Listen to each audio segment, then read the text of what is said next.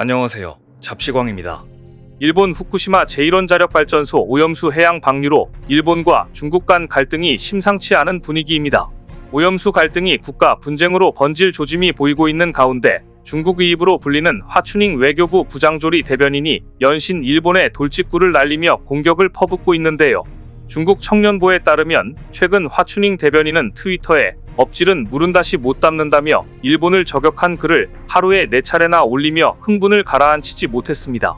화춘잉은 후쿠시마 핵 오염수에는 60종 이상의 핵종이 포함되어 있는데 삼중수소를 제외한 다른 핵종은 어떻게 처리하는지 의문이라며 오염수가 무해하다면 일본이 700억엔을 들여 선전하지 않았을 것이라고 비판했습니다.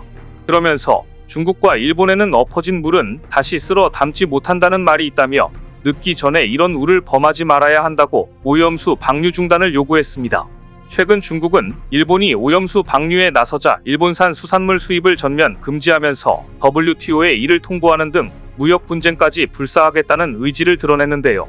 반면 중국의 이런 조치에 일본은 과학적 근거가 없는 수입 규제 철폐를 위해 강하게 압력을 가하겠다며 맞대응에 나설 것을 예고한 상태입니다. 이렇듯 중국과 일본의 오염수 갈등이 날로 격화하자 최근 중국 내에서는 일본 제품 불매운동, 이른바 노제팬이 눈덩이처럼 번지고 있다고 합니다. 실제로 중국 내 반일 감정은 나날이 확산하고 있는데 중국 SNS만 봐도 이런 분위기를 곧바로 감지할 수 있습니다. 중국인들 사이에서 일본산 자동차, 화장품 등 불매 리스트가 공유되는 건 물론 중국 단체 관광객 6호의 일본 여행 취소도 날로 늘어나고 있는 중입니다. 그런데 이런 상황이 한국은 마냥 나쁘지만은 않은데 일본으로 향하던 6호의 발걸음이 한국으로 옮겨지면서 관광 산업계에서 반사이익을 볼 것으로 예상되기 때문입니다. 현재 6호의 귀환에 가장 기대감이 큰 곳은 사드 보복 조치 이후 사실상 개점 휴업 상태였던 면세업계인데요. 면세업계에 따르면 지난달 23일 크루즈선으로 한국에 입국한 6호만 150여 명에 달하는데 6호가 단체 방문한 건 2017년 3월 이후 처음으로 이 덕분에 최근 면세업계의 매출은 연일 상승 곡선을 그리고 있다고 합니다. 특히나 최근 중국 내에서 일본 여행 취소가 빗발치고 있는 만큼 중국인들의 행선지가 한국으로 바뀌고 있다는 분석입니다. 앞서 2012년 중국과 일본의 영토 분쟁으로 중국 내 노제팬 분위기가 이어졌을 때도 한국을 찾는 6호 수가 급격히 늘었습니다. 이뿐 아니라 국내 관광업계에서는 벌써부터 활력이 돌고 있다고 하는데요. 제주관광공사는 연말까지 2만 명의 6호가 방문할 것으로 내다봤는데 내년에 제주도에 기항 신청을 한 중국발 크루즈선만 해도 벌써 270척에 달한다고 합니다. 면세업계 관계자는 중국에서 출발하는 크루즈는 대부분 제주를 찍고 일본으로 가는데 반일 운동으로 일본 코스를 취소하고 국내에 더 머무를 수도 있다고 봤습니다. 실제로 최근 중국 온라인 여행 플랫폼 시트림 내에서는 일본 관광 상품 서비스를 중단하거나 해외여행 카테고리에서 찾을 수 없게 수정했는데요.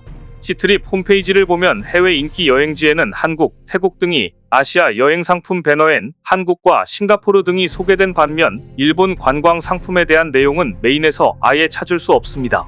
사실 일본 오염수 방류 전에만 해도 일본행 단체 관광여행 검색어가 1위에 오를 정도로 인기가 폭발적이었지만 오염수 사태 이후로 상황이 급반전됐습니다.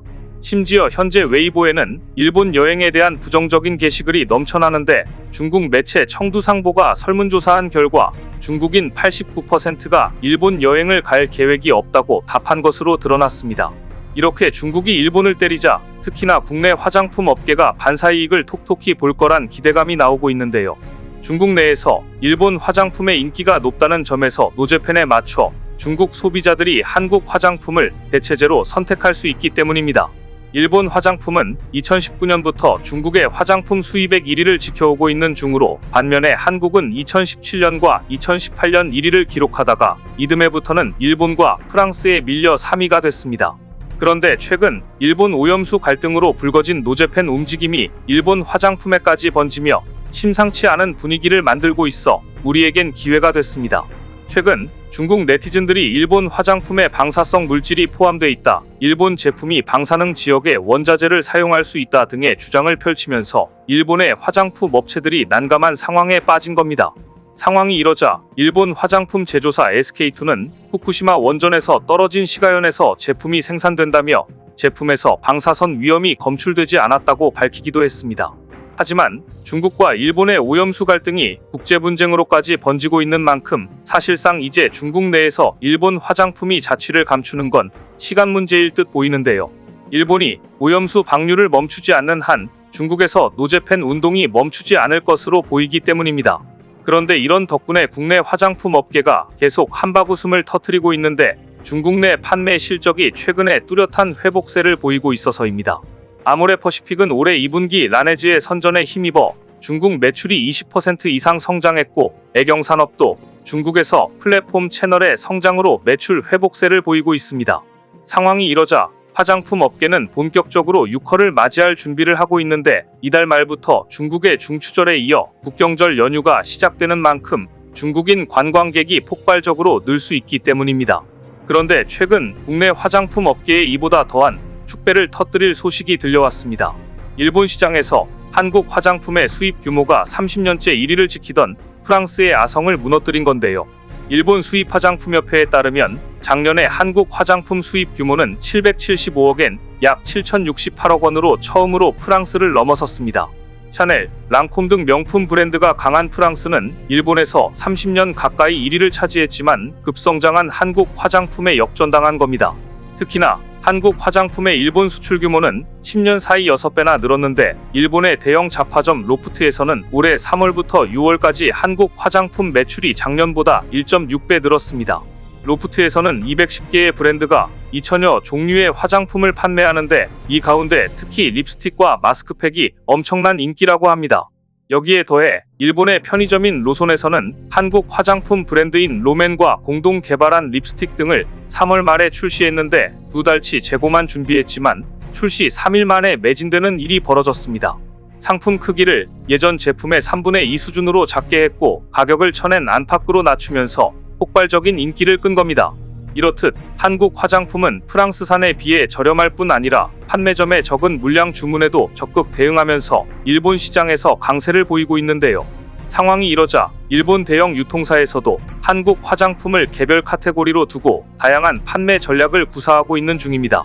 실제로 일본 대형 유통사 마루이 그룹은 한국 화장품 편집 매장인 코레아주를 2년 넘게 운영해 오고 있는데 코레아주는 클리오, 마녀공장 등 유명 브랜드부터 일본 시장에 첫 진출한 브랜드까지 무려 80개의 한국 화장품 브랜드를 소개하고 있습니다.